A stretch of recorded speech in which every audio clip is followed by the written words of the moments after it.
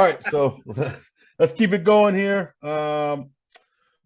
Obviously, off season, there's always players moving around. I could be wrong, but to me, it felt like there was more player movement this year than recent off seasons. That's what it felt like, anyways.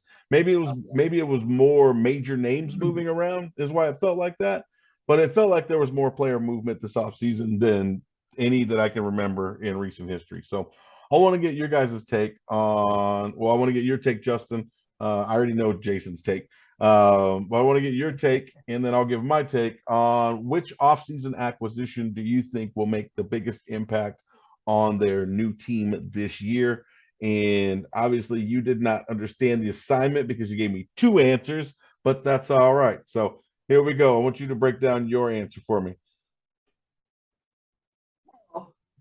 See, let me just take a step back here because it's off-season acquisition, didn't Very true. the coach and the player were both acquired, All right, right? I'll give you that. So, But I, I, but the question was which off-season acquisition, not I know it's acquisition. supposed to be one. It's supposed to be one. All So I narrowed it down to one per right, title. all right, we'll let you So go with here's that. what we got. I really like Mike McDaniel. And just to clarify, people out there, it's McDaniel, no S. All right, Mike McDaniel. All Yep. right. But I do believe that he actually is going to be the one of the biggest acquisitions that a team made in the offseason. Mainly because you've got a young quarterback. He's in his third season in the league now, and Yeah, Tua. Yeah. yeah, Tua. Yeah, so he's in his third season in the league now. He's had some ups and downs with the defensive-minded coach. They won games together. They didn't win a ton of games together, Brian Flores and Tua, but I just don't think that Tua really had an opportunity to blossom. I talked about this on another episode that we did, but I just think that the brain of Mike McDaniel coming over, having all that knowledge, he's what's the word I'm looking for? I really can't think of the word. He's just very well known around the league as someone who's very smart, very offensive minded, great guy. He's also young, so I imagine he could relate to these guys. So I think he's really, really going to help out there. Now you also bring in a new weapon, Tyreek Hill, to help out there. That's also going to help his growth. So I think just having McDaniel in there with the weapons now, I think that's going to be huge for the Miami Dolphins as a team and a franchise. So I think that he's actually going to impact the Miami Dolphins the most of any new head coach acquisition. Doug Peterson's going to be really, really close, over there with the Jags. I actually am really excited. Speaking of the Jags, the next guy I have on my list here is Christian Kirk, offseason acquisition, wide receiver for the Jags. They may have overpaid for him, because of his body of work isn't really proven. He was very, very efficient and effective last year, though, actually. And I'll say this. He's an upgrade over any receiver that Trevor Lawrence threw the ball to last season, which was just a group of young guys, really just unknown commodities in the NFL. Christian Kirk's going to be a major upgrade for that receiver group. They also brought in Zay Jones, who's also going to help take away some of the attention from Kirk. But I really believe that the Jaguars made the right move by bringing in Kirk. Just a guy that, he's probably the best guy available for them to bring in. Let's just be honest. Maybe they could have made the trade for A.J. Brown, but all the other wide receivers got locked up by their teams, all the ones that were going to be, either going to free agency soon, maybe would have been up for trade, so on and so forth. So all the receivers, young receivers, they got locked up. Who else was available? So, again, you got Trevor Lawrence now, who's going to be in his second year, probably going to be much, much more improved based on the fact that there's not a lot of drama over there in Jacksonville this year. He could really focus and learn from ex-quarterback in the league, a coach that's got a championship pedigree. And Kirk's really, really going to help him out. I think Christian Kirk, he's what I would call not a seasoned veteran. He's a young veteran. He's a guy that's, he's young, but he's been in the league, so he can bring a lot to that room. And I think he's going to help him grow a lot. I think he's going to help Trevor Lawrence grow the most. And obviously the quarterback position is the most important part of the team, according to most people who watch football. And I think it's gonna really help him out.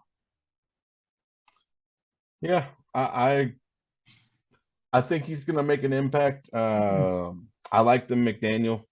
I do agree that he's probably one of the better coaching pickups. I think it's going to be between him and Doug Peterson as far as which one has the most success in their new spot. I'm not sure how big of an impact Christian Kirk will have on the Jags. I think it's going to be a positive impact. I think Zay Jones helps them. Kirk will probably end up being their number one and having a really solid season. What I do know for sure about Christian Kirk is that he undoubtedly changed the wide receiver market and the amount of money that teams have to pay wide receivers now, especially the top flight wide receivers. And I think all of these young guys that are about to come up, not just the guys that just got paid, but there's still some other guys coming up after them. They have Christian Kirk to thank for that, because I agree with you. I think the Jaguars overpaid for him, but at the same time, you're right. Who else were they going to go get? And when there's when you're like, hey, this is the guy that's available, the best guy available, you want to make sure you get him before anybody else does. And sometimes that means you have to overpay, which I think they did. At the same time, who knows? Maybe they underpaid. Maybe as the number one, not playing with DeAndre Hopkins and not playing with AJ Green, maybe he turns into a top flight wide receiver and they got him at a discount. Who knows? Trevor Lawrence, we don't know it. We don't know his full potential yet. And if he's a really great quarterback, like we all anticipate him being, he's going to make guys around him better, which can only help Christian Kirk. And like I said, maybe the Jags or maybe they fleeced all of us and they actually got a good deal on a good wide receiver. Yeah, I mean, and when I said this too, it was also kind of like about win share. I was just thinking at the end of the year, right? The Raiders made the playoffs last year. So let me give you an example of what kind of factors in my decision here. Raiders made the playoffs last year.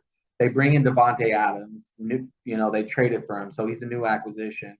But they're already a playoff team. So he's going to really have to push them even further into the playoffs. They're going to have to make it further in the playoffs for me to really feel like he made a bigger impact than Kirk, because I believe a guy like Christian Kirk, and combined with some coaching and organizational functional changes over there in Jacksonville, is actually going to help the Jaguars win share go up pretty dramatically, which gives him a better chance of quote unquote make the bigger impact for his team, opposed to a guy with a bigger name and obviously a better body of work than like Devontae Adams. So those are things I consider too. Is Devontae Adams, how much further into the playoffs could he push the Raiders? If he pushes them to a Super Bowl, I'm going to eat my words here today. You know what I mean? Yeah. But true. I already said early in another podcast that I don't think that's going to happen. I think the Raiders do have a ceiling. It's in an AFC Championship game, and I'm sticking with that right now. That could change definitely. All right. Hey, Jason. Yes. Which off-season acquisition do you think is going to make the biggest impact? I'd go back. Well, if you put an S, I like McDaniel. If you put an S on the end of his last name and rename him Josh, okay. He's definitely gonna. But again, Justin's right though. I'll be eating my words if we don't see a Super Bowl, because we did make the playoffs last year. So I agree with that statement. But I totally believe that we're going to make the playoffs, that the Raiders are going to make the playoffs. The Raiders are going to then go to the Super Bowl. And those two acquisitions are going to be what led them there in reality. They're going to be the forefront of what that future dynasty is going to be. I wouldn't go that far. But yeah, I agree with you. And that's a name that we left out when we started talking about coaches that may have success in their new spot. We were talking, Peterson. We were talking Mike McDaniel. But Josh McDaniels, they have a very good roster on offense. The Raiders have one of the best offensive rosters in the league, if you really look at it. They have a solid quarterback. They got a top flight tight end. They got the best wide receiver. If he's not the best, he's one of the top 3 wide receivers in the entire NFL. He got a solid running game. It's not the greatest, but it's not a terrible running game. They've got a good offensive-minded coach coming in, so he's really set up for success. Their issue is going to be, can they stop anybody on defense? Yeah. Or are they going to have to outscore everybody every week like it has been the last couple of years? If that's the case, they may have some trouble. But yeah, I like your predictions there, your acquisition predictions.